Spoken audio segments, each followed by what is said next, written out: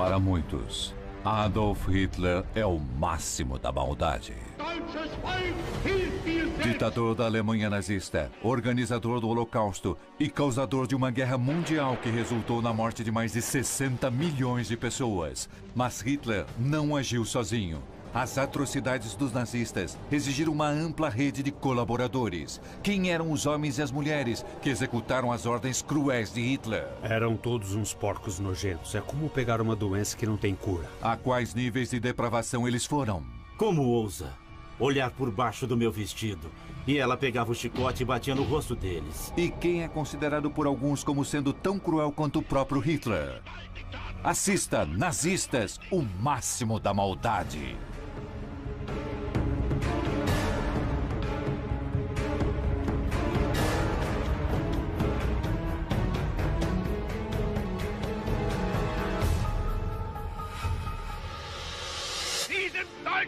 Para muitos, o reino nazista do terror começou em 8 de novembro de 1923.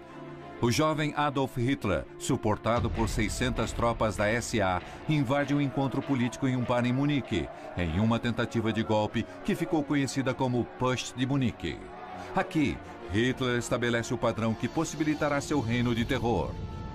Confiar em um círculo próximo de conspiradores para perpetuar sua crueldade, incluindo esse piloto da Primeira Guerra Mundial, destinado a se tornar seu braço direito, Hermann Göring. A mãe de Göring uma vez fez um comentário que Hermann um dia se tornaria um grande homem ou um grande criminoso. O que precisa ser entendido sobre Göring é que era um Falstaff demoníaco. Um homem enorme, gordo, ladrão, uma criatura sem limites. A jornada de Göring em direção à infâmia começa no segundo dia do Putsch de Munique, quando a polícia local encerra violentamente a tentativa de golpe. 20 pessoas foram mortas e Göring leva um tiro. Quando Göring levou um tiro em Munique durante o Putsch, ele ficou no hospital depois disso e foi um ferimento muito sério. Deram-lhe morfina no hospital para combater a dor. E Göring acabou se viciando em morfina. Quando Göring busca tratamento para seu vício, a recomendação é abstinência total. Os resultados são terríveis. Ele ficou muito instável. Quando estava em tratamento, jogava coisas na parede, ameaçava a esposa. Ele era bem perigoso. E os médicos na Suécia disseram à sua esposa que ele era uma ameaça para outras pessoas. Ele estava num estado tão violento por causa da morfina e seus efeitos e a paranoia ao tentar deixar o vício que a sua esposa e familiares acabaram internando numa instituição de doentes mentais perto de Estocolmo e o colocaram numa camisa de força porque não conseguiam controlá-lo.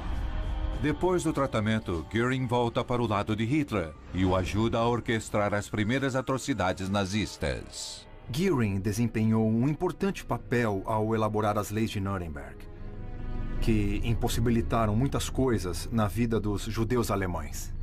As ações de Göring em nome de Hitler são apenas o início do ataque nazista contra o 500.000 de judeus alemães. Richard e Margot Springer estão entre a primeira onda de inocentes na mira dos nazistas. O filho deles é o apresentador de TV Jerry Springer. Meus pais se casaram 1 mês e meio depois de Hitler assumir o poder. E aí as leis começaram a mudar sobre os judeus poderem ter negócios. E passou a ser ilegal comprar de judeus e temos fotos no álbum de família de, Juden, suásticas nazistas na vitrine da loja. E a vida ficou bem... Na cidadezinha de Landsberg, onde moravam, ela ficou muito desconfortável. Conforme Göring assume a missão de dificultar a vida dos judeus alemães, ele enriquece sua vida com tudo relacionado à riqueza e poder. Para mim, Göring é uma versão nazista de estilos de vida dos ricos e famosos ampliada e piorada. Göring gostava de pompa, uniformes. A aparência das coisas era algo muito importante para ele. Ele tinha uma propriedade chamada Karinhal, batizada em nome da primeira esposa. E ele mantinha um leão naquele lugar. Ele dava festas bizarras, ridículas, que iam além da imaginação de qualquer pessoa. Ele aparecia usando togas vermelhas, capas de pele, usava uma fantasia verde, como um Robin Hood muito gordo. Era um espetáculo de mau gosto que ele fazia, mas, por outro lado, todos os poderosos do local iam a essas festas e todos ficavam enojados pelo espetáculo decadente apresentado. Para piorar ainda mais, Gearing costuma pagar por sua vida de excessos com grandes roubos. Gearing forçava as lojas de judeus a vender produtos a uma fração do que valiam. E depois de algum tempo, ele percebeu, caramba, nós mandamos nesse país, eu nem preciso pagar para eles, eu vou roubar. Gearing certamente organizou o maior roubo de obras de arte da história mundial. Ele saqueou museus, saqueou acervos privados, roubou de judeus que enviou para campos de concentração. Ele desviou linhas ferroviárias que estavam levando bens de guerra para a frente oriental para devolver pinturas roubadas e butim de guerra. Estima-se que ele terminou com um acervo de 1.800 pinturas e milhares de outras obras de arte. E seu acervo só ficava atrás do acervo do próprio Hitler. Hermann Göring foi o tenente mais confiável de Hitler. Ele fez tudo o que podia para executar a visão malévola de seu Führer. Mas as atrocidades que eles cometeram juntos só podiam existir em uma cultura em que a crueldade não era afastada, mas sim valorizada. Outro membro do círculo interno de Hitler é o arquiteto dessa cultura, um mestre em manipulação que tenta justificar a crueldade de Hitler para o mundo, Joseph Goebbels. Goebbels foi definitivamente afetado de alguma forma por sua infância, doenças e deformidade. Goebbels teve paralisia infantil no pé direito e passou por cirurgia quando era jovem. Mas a operação não foi bem sucedida e, como resultado, ele mancou pelo resto da vida. Rejeitado do serviço militar na Primeira Guerra Mundial pelo exército alemão em função de ser manco, o que foi uma grande desonra e desprezo. E ele teve o azar de ter apenas 1,63 m. Então ele era literalmente um baixinho com a síndrome do baixinho que quer ser alguém. E foi o que ele conseguiu com Hitler e o Terceiro Reich. Antes de Goebbels ser descoberto por Hitler, foi um fracasso como escritor. Ele jogou a culpa disso e de praticamente todos os seus problemas nos judeus. Hitler decide usar seu antissemitismo virulento e seu talento para a ficção, deixando-o a cargo da propaganda nazista. Ele fez filmes, panfletos, pegou livros, queimou livros, fez queimas de livros, se dedicou a isso e tentou convencer os alemães de que os judeus eram os seus inimigos, porque faziam parte da cultura, mas não eram alemães de verdade. Todos os problemas que a Alemanha tinha, em termos de propaganda, era culpa dos judeus. E isso estava nos anúncios dos jornais, aparecia em matérias jornalísticas, aparecia em outdoors. Goebbels era o responsável por toda a indústria cinematográfica alemã e foi até o fundo. Fez uns filmes antissemitas como Jude Sus, Porco Judeu, ou teve outro nome, O Judeu Eterno. Nesse filme, por exemplo, ele mostrou raízes pelas quais os judeus migraram por todo o mundo. E aí, na montagem, meio que mostra aquelas raízes se transformando em ratos. E então a ideia é que os judeus são iguais a ratos. De repente, começa-se a formar na política do governo que você não é realmente contra. É só a falta de respeito por algo que é diferente. É assim que começa. O objetivo de Goebbels foi muito além de incitar ódio aos judeus. Ele quer provocar uma ação que acabe com eles. Ele tem sua chance em 7 de novembro de 1938, quando um refugiado judeu assassina um diplomata nazista. Goebbels divulga o ato como uma revolta judaica e faz um discurso inflamado exigindo retribuição violenta. Ele colocou todas as forças num frenesi para poderem sair numa noite e fazer tumultos, desordem organizada pelas forças armadas e pela polícia, destruindo lojas de judeus, pequenos comércios, botando fogo, destruindo sinagogas, matando judeus. Um frenesi de violência. Acredito que 30.000 judeus foram presos e enviados a campos de concentração. Muitos foram mortos nesses campos. Todo mundo enlouqueceu, até Hitler ficou bravo com ele, porque o mundo inteiro condenou o ataque. Deixando de lado as objeções de Hitler, O objetivo de Goebbels foi atingido. Então, parte do ímpeto da Noite dos Cristais foi de agilizar a saída dos judeus da Alemanha. E isso foi muito eficaz. Em 1939, ficou claro que a maioria dos judeus estava tentando sair do país. E minha mãe e meu pai foram os últimos judeus a saírem da Alemanha. Eles saíram na terceira semana de agosto de 1939. Uma semana e meia depois, Hitler entra na Polônia em 1º de setembro, começando a Segunda Guerra Mundial e os portões se fecharam. Nenhum dos meus parentes conseguiu escapar. Hitler confia em Joseph Goebbels para regimentar o apoio público para sua visão cruel. Mas ficou a cargo de outro membro de seu círculo interno para efetivamente executá-los. Um ex-granjeiro que muitos acreditam que pode ser até mais cruel do que o próprio Hitler. Heinrich Himmler. Quando o Rick me disse que viria aqui, achei que ele precisava de um guia para poder se retirar daqui. O que temos aqui? Tem um Steinway, era o principal piano no Copa Room lá do Sands. Frank Sinatra, Sammy Davis Jr., Dean Martin. I'll go home and get my scanties, you go home and get your panties, and away we'll go. Lonnie é clássica Vegas. Grena. Trato feito. Amanhã, às 10 da noite, no History. Telefone para ligar para pedir delivery. O iFood é o jeito mais prático de pedir a sua comida. E olha só, o iFood ele localiza os restaurantes mais próximos a você e tem de tudo. É praticamente uma volta ao mundo. Tem árabe, japonês, italiano, brasileiro, é claro. E você vê os cardápios completos, a forma de pagamento disponível e o tempo de espera. Vai lá, você já conhece o iFood, agora com poucos cliques você já consegue pedir a sua comida. É rápido, fácil, o melhor de tudo. Não precisa falar com ninguém. iFood, baixou, pediu, comeu. iFood! Já procurou alguma vez hotel na internet? Você reparou a quantidade de preços diferentes que um mesmo quarto pode ter? Em vez de perder horas procurando, deixe que o Trivago facilite a sua busca pelo hotel ideal com o melhor preço. O Trivago compara os preços de mais de 700 mil hotéis e mais de 200 sites de reservas de uma só vez. Não se esqueça, o Trivago mostra todos os preços disponíveis para o mesmo quarto de hotel. Assim, sem dúvida, você vai encontrar o seu hotel ideal pelo melhor preço. Hotel Trivago. Visite a Zona Travel de seuhistory.com e descubra o Panamá, o destino deste mês. Conheça o Canal do Panamá, a obra de engenharia mais ambiciosa da modernidade.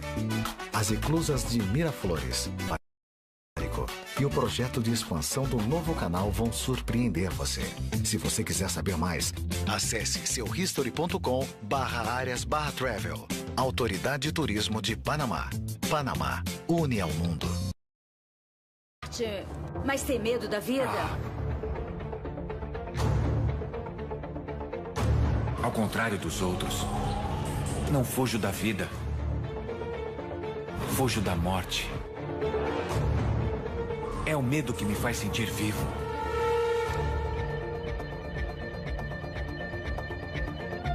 Com ilusão eu posso ser alguém, mas eu só não consigo escapar de mim mesmo.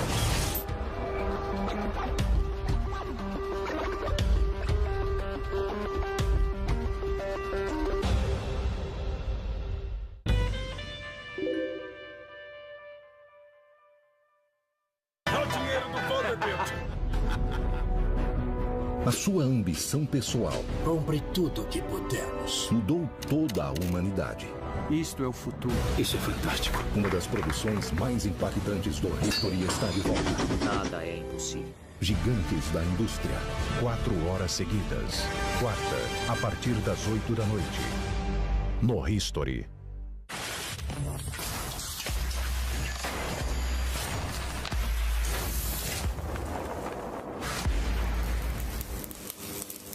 Eu sou a Olá, eu sou o Marcos. É um prazer. Marcos? Como vai? Oi. Oi.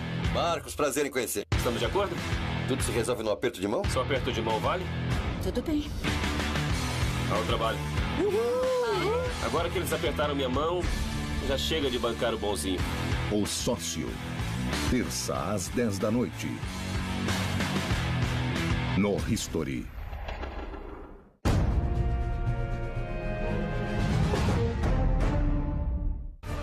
Adolf Hitler aparece na história como o máximo da maldade. Mas seus crimes contra a humanidade estão em uma escala tão vasta que ele não pode fazê-lo sozinho. Durante sua subida ao poder, ele confiou na crueldade de Göring e na lábia de Goebbels. Mas conforme Hitler leva o mundo para a guerra em 1939, outro de seus capangas se torna conhecido. Ele fracassou como granjeiro e vendedor de fertilizante, mas foi escolhido para comandar a SS de Hitler, Heinrich Himmler. Vemos fotos dele e ele parece um bancário delicado, com aqueles óculos redondos e aquele bigodinho inocente. E acho que por causa disso ele parecia ainda mais sinistro, porque não dava para saber o que estava acontecendo atrás daqueles olhos. Quando penso em Himmler, o que vem à mente é sangue frio. Ele não era um assassino cruel, sedento por sangue, mas mesmo assim, ele foi considerado assassino em massa. Matava a sangue frio. Às vezes, as pessoas perguntam se aquela pessoa não tivesse vivido, será que o Holocausto ainda teria acontecido? Acho que em todo caso teria acontecido, exceto no caso de Himmler. Ele fez tudo acontecer.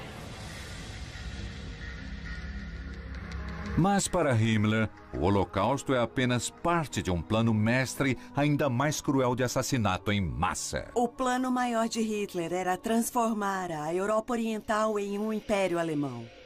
Na imaginação de Hitler, não apenas envolveria o assassinato de 5 ou 6 milhões de judeus, mas também o assassinato de milhões de eslovacos, alguns milhões de poloneses, milhões de cidadãos soviéticos. No total, eles definiriam que teriam que matar 30 milhões de pessoas. Mas Himmler continuou distanciado das execuções em massa que ordena, exceto por um incidente fundamental. Em 1941, Himmler estava inspecionando algumas das áreas avançadas na Rússia que já haviam sido conquistadas. E um grupo de civis judeus foi reunido e levado a uma trincheira. E a trincheira foi cercada por soldados alemães. E Himmler nunca havia visto uma execução antes, então ele estava naturalmente curioso para ver o que estava acontecendo e talvez tenha ficado perto demais da beira da trincheira. E quando um dos prisioneiros foi atingido, um pouco do sangue do cérebro atingiu seu rosto e uniforme. E ele ficou enojado com isso e precisou sair do local. Esse episódio em Minsk convenceu Himmler que eles, os nazistas, precisavam pensar no jeito melhor de matar as pessoas. Esse jeito de matar as pessoas com armas, a queima-roupa, onde alguns sobreviviam e outros ficavam tentando sair da vala e tentar fugir, isso não ia dar certo para 6 milhões de pessoas. Mas Himmler não estava preocupado com as vítimas. O seu problema eram os assassinos. Para esses homens era muito trabalho e bem difícil. O que estamos fazendo com eles psicologicamente? Sua preocupação era como podemos encontrar uma forma mais humana para matar, para quem mata. Então começaram a procurar por diversos métodos para matar. E alguns deles eram bem bizarros. Uma ideia era dinamitar judeus em instituições de saúde mental, por exemplo. Você colocaria muitos judeus num prédio e aí dinamitaria o prédio. Outra ideia foi... e chegou a ser feito uma vez, foi ferver judeus em hidróxido de cálcio. Himmler aprova outro método de exterminação em massa, que se torna o protótipo de seus mortalmente eficientes campos de morte. Entre as milhares de vítimas está a avó materna de Jerry Springer. Ela foi levada a um lugar chamado Helmo. Não é um campo de extermínio muito conhecido. E colocavam cerca de 60 pessoas de cada vez nessas vans. E aí fechavam a porta da van e jogavam gás para dentro.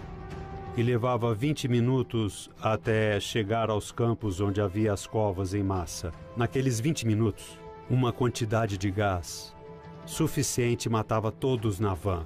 Então, quando chegavam lá, já estavam mortos, e aí tiravam os corpos. Milhares deles só os jogavam na vala comum. E então, essas vans foram as precursoras das câmaras de gás, que todos lemos a respeito. Perto do final da guerra, a prioridade de Himmler se torna esconder as provas de suas atrocidades. Seu esforço serve apenas para aumentar sua crueldade. No final de março e início de abril de 1945, quando os aliados estavam se aproximando da Alemanha por todos os lados, ele ordenou a todos os comandantes dos campos de concentração. Ele disse: livrem-se de todos os prisioneiros. Não quero que os aliados encontrem campos cheios de pessoas doentes e famintas. Então, ele instituiu o que hoje chamamos de Marchas da Morte. Os nazistas pegaram todos os prisioneiros que já estavam magros e fizeram eles marchar por toda a Polônia, para que pudessem chegar a Ravensbrück ou outros campos que eram considerados seguros. As pessoas morriam pelo caminho, levavam tiros, apanhavam e eram muito maltratados. Mas quando Himmler não está publicando decretos terríveis de mortes em massa, ele se dedica, usando vastos recursos nazistas, à sua bizarra crença no passado oculto da Alemanha. Ele tinha essa ideia de que ele queria criar algo como uma Alemanha pré-cristã, como a Alemanha era nos tempos antigos. Himmler, de certa forma, era louco a respeito das raízes míticas do Partido Nazista e da raça ariana. E ele traçou a história até os Cavaleiros da Távola Redonda e a mitologia arturiana. E ele mandou construir um castelo enorme em Fewelsburgo e foram usados todos os motivos do cálice sagrado e elementos arturianos. No castelo, eles tinham muitas câmaras especiais, em que tudo era muito místico, com muitos rituais secretos sendo realizados. E muita coisa que provavelmente nunca saberemos, pois as provas foram destruídas. Era ridículo e só mostra que, de certa forma, como era horroroso e cruel o tipo de gente que estava governando a Alemanha. Himmler transformou a visão de Hitler do Holocausto em realidade. Mas para fazê-lo, ele precisa de seus próprios tenentes, incluindo um homem com tanto sangue frio que Hitler o apelidou de Homem de Coração de Ferro, Reinhard Heydrich. Um povo, um Führer, um Reich, uma Alemanha. Prédios tomados, pessoas baleadas. Usavam facas, tinham médicos que faziam pequenas cirurgias, usavam banhos de gelo. Mas Himmler não estava preocupado com as vítimas. Sua preocupação era como podemos encontrar uma forma mais humana para matar. Só mostra como era horroroso e cruel o tipo de gente que estava governando a Alemanha. Nenhum tirano da história se igualou à crueldade de Adolf Hitler. Mas as atividades malévolas de Hitler nunca são um ato solitário. Ele depende da crueldade metódica de Himmler para conseguir matar milhões. E por sua vez, Himmler confia em seus próprios capangas. Um homem destinado a se tornar o principal planejador da solução final para exterminar os judeus. O monstro loiro Reinhard Heydrich. Heydrich era um nazista que realmente parecia um nazista. O que eu quero dizer é que, quando falavam de superioridade ariana e cabelos loiros e olhos azuis, Heydrich tinha o visual. O interessante é que havia um boato que circulou por um tempo de que ele tinha sangue judeu. Bom, Himmler usou isso para motivá-lo. Himmler disse: eles acham que você tem sangue judeu. Precisa mostrar que estão enganados. E ele mostrou, sendo o maior desgraçado entre todos eles. Heinrich conquista sua reputação impiedosa como chefe da polícia secreta da Alemanha nazista, a Gestapo. Ele a molda em um instrumento de terror, alimentado pelo terrível decreto de 3 palavras de Hitler: noite e neblina. Esse era o termo inicial que as pessoas deram ao desaparecimento de dissidentes comunistas, judeus, socialistas. Numa noite os levamos e os prendemos. Nós não precisamos de mandado ou qualquer outra coisa. Minha prima vivia em Berlim. E ela sempre lembra quando seu pai e irmãos não passavam a noite no apartamento. Porque quando a SS, quando os soldados apareciam e batiam na porta às 2 da manhã, eles não queriam que eles as encontrassem lá, ela e a mãe. Mas a Gestapo de Heydrich faz mais do que desaparecer com as pessoas. Ela também o sujeita a interrogações sádicas. Usavam facas, tinham médicos que faziam pequenas cirurgias e os torturavam, adoravam espancar e usavam varetas elétricas e faziam uma coisa parecida com o que seria o afogamento simulado, colocando a pessoa numa banheira e segurando a cabeça embaixo d'água. Usavam banhos de gelo. Eles tinham os dedos fraturados em um equipamento chamado anjinho. Ou podiam trazer familiares e abusar do familiar na frente da pessoa, para induzi-los a falar. Uma coisa interessante sobre Heydrich é que ele pessoalmente introduziu o processo em que o próximo prisioneiro a ser interrogado era mantido do lado de fora da porta em que o prisioneiro atual estava sendo interrogado. Ou seja, depois de 1 hora ouvindo gritos, geralmente ficava mais disposto a falar, porque sabia o que estava por vir. Em 1942, Hitler envia Heydrich à Tchecoslováquia para destruir toda a resistência ao domínio nazista e fazê-los aceitar o nazismo. Mas ele é assassinado por um partisão ao passar por Praga. Hitler ficou louco e ordenou que 2 cidades fossem destruídas, com todos os habitantes sendo mortos. As cidades de Lidz e Ležák foram destruídas, apagadas do mapa. E aí ele lançou a chamada Operação Reinhard, batizada em honra do próprio Heydrich. E o que foi isso? Foi a abertura de campos de extermínio em Sobibor e Treblinka. Então, o tributo a Heydrich foi, em seu nome, nós abriremos campos de extermínio. Mas o legado cruel de Heydrich vai muito além da vingança de Hitler. 4 meses antes de sua morte, ele convocou uma reunião secreta com altos oficiais nazistas, chamada de Conferência Wannsee, onde lançaram a infame solução final, que resultaria no assassinato de 6 milhões de judeus. Foi nessa reunião que o mecanismo de reunir, transportar e matar e se livrar dos corpos de milhões de pessoas foi discutido de forma fria, como se fosse um grupo de banqueiros discutindo como aumentar os lucros no próximo trimestre, e quando a reunião acabou, beberam conhaque e fumaram charutos. E fizeram uma grande festa. O responsável pela ata daquela reunião foi um burocrata insosso, cujo presente para a organização o levou a uma alta posição na administração da SS. Hitler não tem opção melhor para manter a engrenagem do Holocausto em dia do que Adolf Eichmann. Depois da conferência de Wannsee, a função de Eichmann era meio que ser o diretor de operações do Holocausto, coordenando todos os horários de transporte dos trens. E não era fácil. Aliás, milhares e milhares de vagões, dezenas de milhares, centenas de milhares, milhões de pessoas sendo transportadas no meio de uma zona de guerra. Às vezes, ele tem que fazer tudo certinho para que quando um trem disser que estará lá às 10h30 da noite, realmente chegue em Auschwitz nesse horário. Eichmann teve a função de verificar se as câmaras de gás eram construídas e que haviam instalações para acomodar os judeus antes de eles serem mandados para a câmara de gás. Então, todos os pequenos detalhes acabaram caindo no colo de Eichmann. Era muito metódico. Eles registravam o dia em que você era colocado no vagão do trem, como os vagões de gado, o número do vagão em que estava, quando era alimentado, o que foi dado para comer e quais experimentos médicos foram feitos também. Eichmann depois declararia que era apenas um burocrata seguindo ordens, mas a demonstração que ele dá durante o Holocausto revela seu zelo em relação à cruzada perversa de Hitler. A frase mais famosa de Eichmann foi uma coisa que ele disse a um de seus camaradas perto do final da guerra. Quando o camarada disse, provavelmente vamos morrer, e Eichmann disse, bem, vou saltar para a cova com um sorriso, sabendo que tenho a morte de 5 milhões de judeus em minha consciência. Nos dias finais da Segunda Guerra Mundial, a devoção de Eichmann à solução final fica evidente quando Himmler ordena a interrupção das deportações para os campos de extermínio.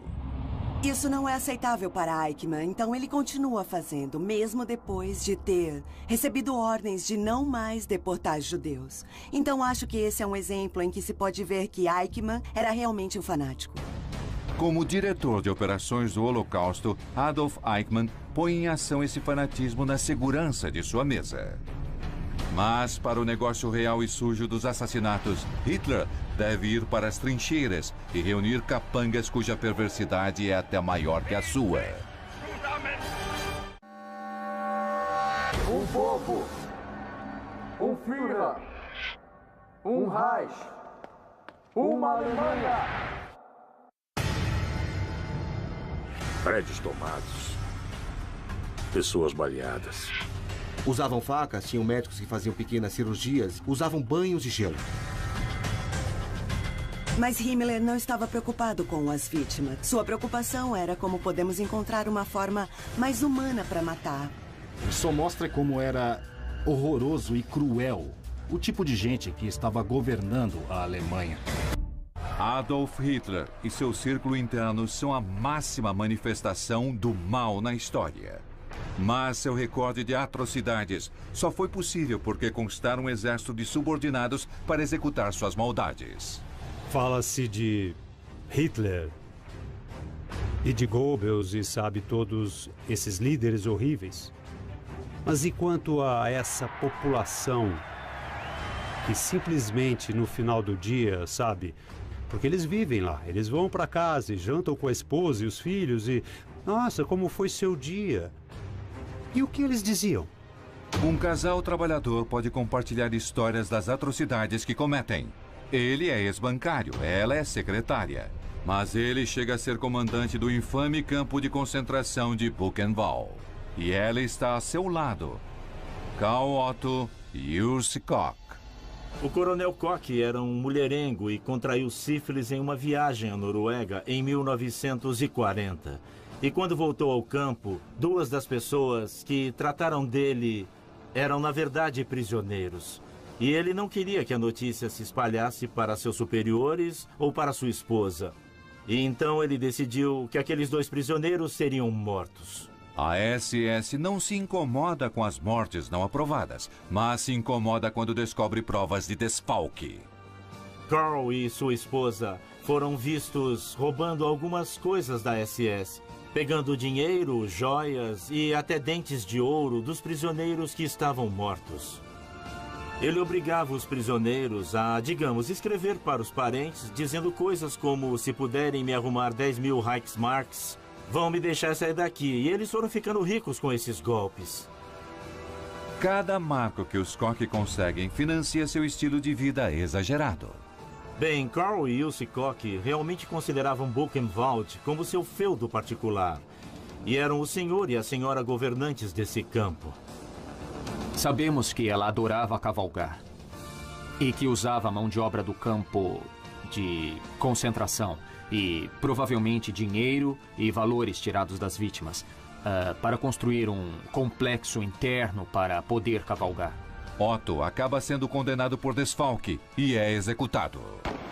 Mas as faltas de provas deixam Jussi livre para solidificar seu apelido de A Bruxa de Buchenwald. Ela cavalgava pelo campo e dizia aos guardas da SS que supervisionavam as obras: mandem-nos fazer polichinelo ou mandem-nos rolar na lama. Houve testemunhos durante o julgamento dela pelos crimes de guerra, em que os prisioneiros diziam que ela chegava perto deles, de pé, na beirada da vala, onde eles estavam cavando um buraco. E eles olhavam para cima pelo vestido dela e ela dizia: como ousam olhar para baixo do meu vestido? E ela pegava o chicote e batia neles, no rosto. Mas esses abusos não são nada em comparação com o envolvimento de Jussi Koch com uma das subindústrias mais monstruosas da Alemanha nazista. As tatuagens viraram uma obsessão com as pessoas da SS e acho que com a Jussi também. Contavam-se muitas histórias de que quando ela via os prisioneiros sem camisa numa obra, ela dizia para o supervisor da SS: anote o número daquele homem, porque quero fazer alguma coisa com a pele dele.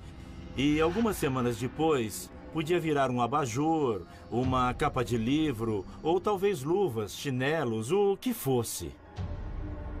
Enquanto Jussi Koch cometia suas atrocidades em Buchenwald, outro notório comandante está cometendo as suas. Em 1934, ele era um humilde guarda em Dachau, mas seus atos sádicos acabaram levando-o a uma função de liderança em Auschwitz: Josef Kramer. Uma das ofensas mais memoráveis de Kramer ocorre em 1944, quando tem um papel central na criação de uma macabra exposição pseudocientífica. Um anatomista da Universidade de Estrasburgo, chamado August Hirt, teve a ideia de criar um acervo de esqueletos de principalmente de judeus, e usá-los para criar um tipo de exibição antropológica.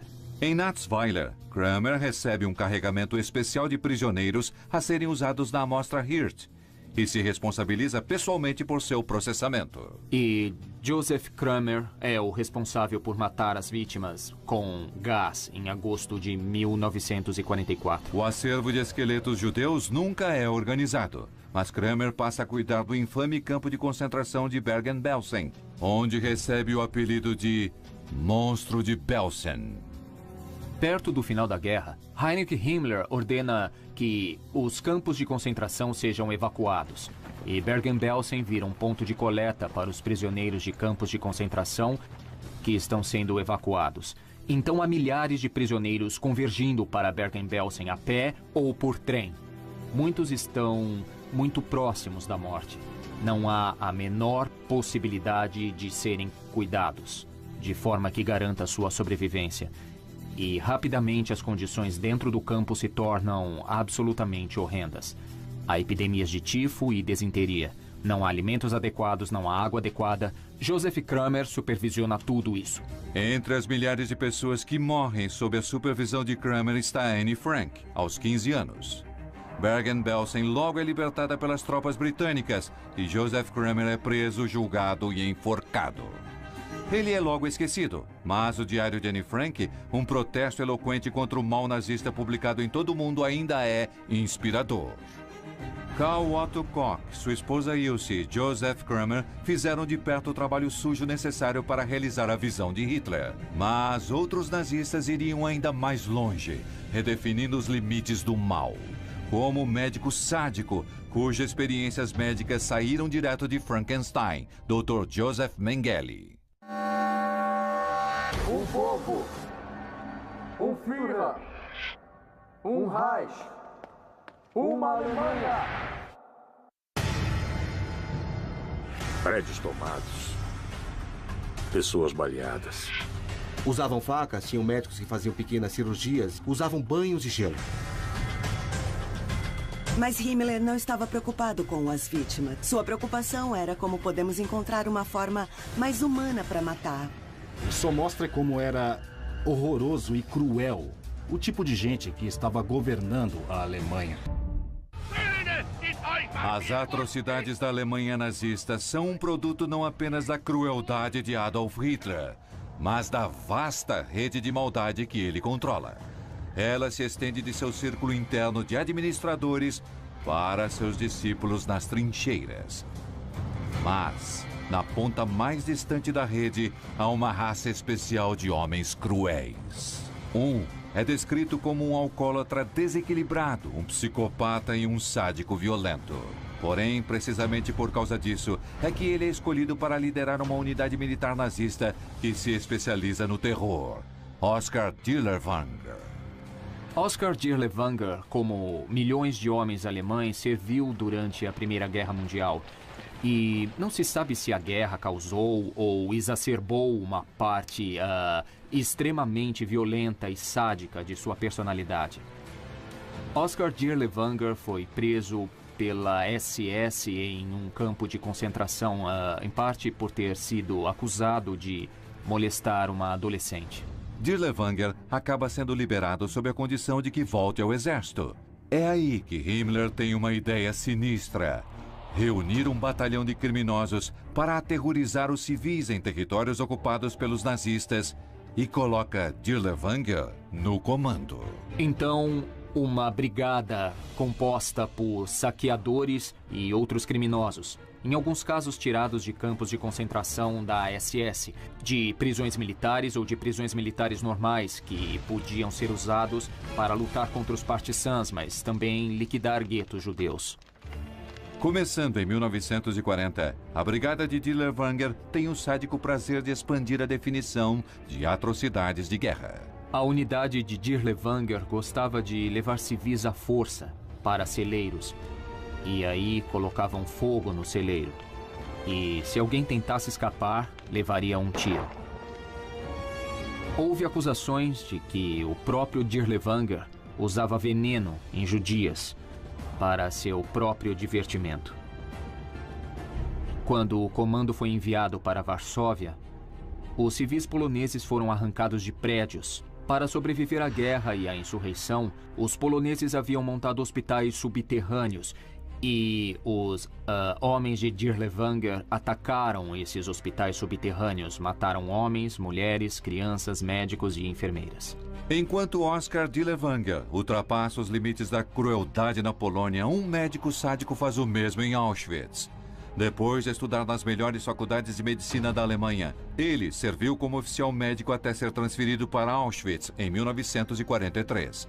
Ele vê o campo como um laboratório humano para seus experimentos bizarros. Ele é o anjo da morte, Dr. Joseph Mengele. Mengele conquista seu apelido ao se envolver com seu passatempo predileto, determinar o destino de prisioneiros no momento em que chegam no campo. Geralmente chegavam no meio da noite, os vagões eram abertos e ali encontravam os guardas da SS com cães e geralmente 2 médicos que estavam lá de pé e indicavam com os dedos, olhando para eles, para a direita ou para a esquerda. Para a direita significava que iam viver e iam para um campo.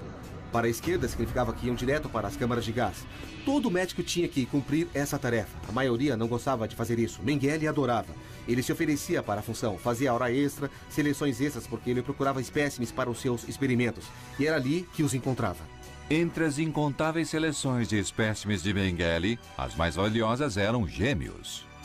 Se um médico ou cientista faz um experimento em animais, ele tentará pegar 2 animais que sejam muito parecidos. Em termos de experimentos humanos, a situação ideal é ter gêmeos, porque um se torna o controle e é no outro que se faz os experimentos. O outro ponto é que, será que ele conseguiria descobrir por que, quando uma mulher engravida, às vezes vem 2 óvulos e ela tem 2 filhos em cada nascimento? Se ele conseguisse descobrir esse segredo, significaria que todas as boas mães alemãs poderiam, depois da guerra, repovoar a Alemanha, tendo 2 filhos a cada parto, em vez de apenas 1. Ele seria o pai da nova Alemanha. Os experimentos de Mengele são bárbaros, mas ele se sente livre para perseguir qualquer ideia em nome da ciência nazista. Mengele fez uma combinação de tudo, e com isso quero dizer injeções nos olhos. Achamos que era para ver se podia fazê-los ficarem azuis, o que causava cegueira quase sempre. Ele matava um gêmeo com clorofórmio no coração e aí fazia uma autópsia imediata, enquanto o outro gêmeo estava vivo para ver se os órgãos ficariam iguais e se podia fazer mais alguma coisa. Em alguns experimentos, ele cortava alguém e forçava uma infecção. Em outros experimentos, ele colocava solventes na cabeça de crianças para ver se podia mudar a cor dos cabelos. Às vezes ele usava muito calor para ver se podia danificar órgãos internos. Mengele fazia punções lombares. Às vezes fazia cirurgia na coluna de algumas das crianças sem nenhum tipo de anestesia, para ver como elas reagiriam. Era muita maldade. Mas o experimento mais bárbaro de Mengele pode ter sido o que ele fez em 2 gêmeos chamados Tito e Nino. Mengele foi acusado de tentar costurar esses gêmeos um ao outro pelas costas. E a acusação foi que esses gêmeos sobreviveram ao procedimento, mas claro que com dores agonizantes. E a mãe deles, que também estava no campo, de alguma forma conseguiu doses mortais de morfina e deu para seus próprios filhos com o propósito de que não sofressem mais. O fim da guerra colocou um ponto final à crueldade de Mengele e em todos os capangas de Hitler. Mas o que houve com eles? Quem foi julgado? Quem se matou? E quem escapou? A vitória dos aliados em 1945 coloca um ponto final na crueldade inédita de Adolf Hitler. Agora, ele e seus cúmplices devem enfrentar as consequências de seus crimes. Em Berlim, Hitler se mata com um tiro em seu bunker para não ser capturado. No mesmo local, Joseph Goebbels faz o mesmo, mas choca muitos por fazer do suicídio um assunto de família. Depois que Hitler se matou, Goebbels não apenas cometeu suicídio, mas a sua esposa tomou veneno e antes deram a cada um dos 6 filhos pílulas para dormir, eu acho. E aí deram pílulas com cianeto e mataram todos eles. Heinrich Himmler foi capturado pelos britânicos, mas logo tira sua própria vida mordendo uma cápsula de cianeto. A morte de Himmler foi uma surpresa porque terminou com um gemido e não com um tiro. Hermann Göring foi capturado e depois condenado em Nuremberg. foi condenado à morte e pede para enfrentar um esquadrão de fuzilamento como um soldado. Quando descobre que será enforcado como um criminoso comum, ele engana a forca e se mata com sua própria cápsula de cianeto. Gearing queria que seu suicídio fosse, na verdade, um grande gesto teatral cênico. Um ato de desafio. Dizendo aos americanos e aos outros aliados: eu não vou morrer do jeito que vocês querem. Vou morrer do jeito que eu quero. E o Skok também é julgada. E choca os promotores com uma declaração surpreendente. Ela anunciou que estava grávida. E ela estava grávida de 8 meses. E nunca foi confirmado quem era o pai daquela criança. Mas ela foi condenada e a pena foi prisão perpétua. Com 20 anos de cadeia, em 1967, ela usa os lençóis e se enforca. Oscar Tillerwanger não vive para ser julgado. Depois de sua captura, ele enfrentou uma justiça mais rápida e brutal. Ele foi preso no início de junho de 1945 pelas forças de ocupação francesa. E depois de alguns dias, ele estava morto. Segundo o testemunho de um de seus colegas de cela, que diz que alguns guardas da prisão, que eram guardas poloneses trabalhando para os franceses, o espancaram até a morte. Adolf Eichmann consegue escapar e foge para a Argentina.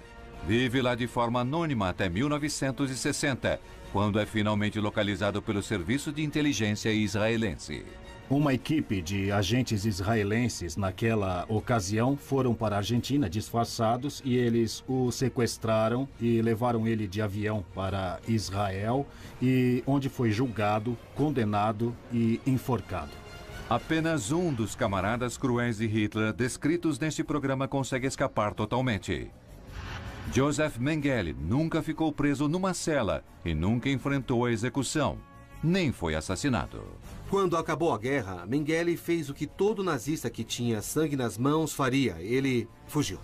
Ele acaba vivendo tranquilamente no Brasil.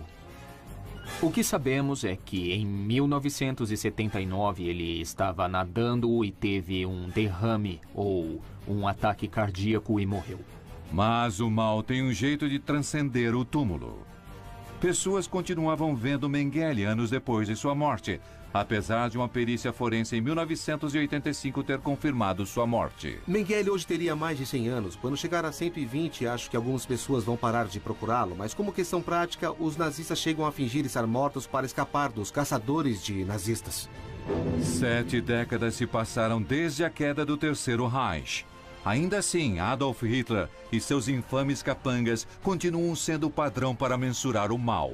Suas atrocidades definem a dimensão mais cruel do comportamento humano e nos lembra do enorme custo para varrer o mal da Terra.